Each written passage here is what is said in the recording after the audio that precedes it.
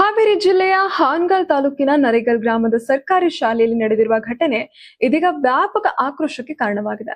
ತರಗತಿ ನಡೀತಾ ಇದ್ದಕ್ಕಂತ ವೇಳೆ ವಿದ್ಯಾರ್ಥಿಗಳನ್ನ ಶಾಲೆ ಕಟ್ಟಡ ಕಾಮಗಾರಿಗೆ ಬಳಸಿಕೊಂಡಿರುವ ಆರೋಪ ಕೇಳಿಬಂದಿದೆ. ಶಾಲೆಯ ಮುಖ್ಯ ದ್ವಾರದ ಮುಂಭಾಗದಲ್ಲಿ ನಾಮಫಲಕ ಅಳವಡಿಸುವ ಕಾಮಗಾರಿ ನಡೀತಾ ಇತ್ತು. ಇನ್ನ 5-6 ವಿದ್ಯಾರ್ಥಿಗಳು ಕಾಮಗಾರಿ ಸ್ಥಳಕ್ಕೆ ನೀರು ತಂದು ಸುರಿಯುತ್ತಿರುವ ದೃಶ್ಯಗಳು ಕಂಡುಬಂದಿವೆ. ಅಷ್ಟೇ ಅಲ್ಲದೆ ಕೆಲ ವಿದ್ಯಾರ್ಥಿಗಳು ಮರದ ಏಣಿ ಏರಿ ಅಪಾಯಕಾರಿ ರೀತಿಯಲ್ಲಿ ಕಾಮಗಾರಿ ಕೆಲಸ ಮಾಡುತ್ತಿರುವುದು ಕೂಡ ಕಂಡು ಬಂದಿದೆ.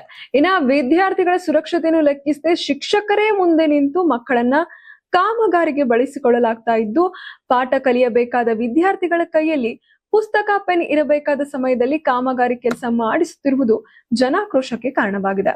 ಇನ್ನ ಮಕ್ಕಳ ಸುರಕ್ಷತೆ ಮತ್ತು ಶಿಕ್ಷಣದ ಹಕ್ಕನ್ನ ಕಡೆಗಣಿಸಿ ಈ ರೀತಿಯ ಕೆಲಸಕ್ಕೆ ವಿದ್ಯಾರ್ಥಿಗಳನ್ನ ಬಳಸಿಕೊಳ್ಳುತ್ತಿರುವುದು ಎಷ್ಟು ಸರಿ ಎಂದು ದೂರಲಾಗಿದೆ.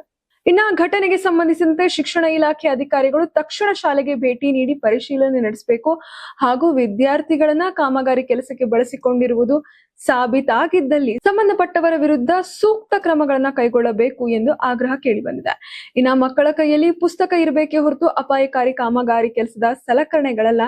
ಹೀಗಾಗಿ ನರೇಗಲ್ ಸರ್ಕಾರಿ ಶಾಲೆಯ ಈ ಘಟನೆಗೆ ಶಿಕ್ಷಣ ಇಲಾಖೆ ಯಾವ ರೀತಿಯಾದ ಕ್ರಮ ಕೈಗೊಳ್ಳಲಿದೆ ಎಂಬುದನ್ನು ಕಾದು ನೋಡಬೇಕಾಗಿದೆ.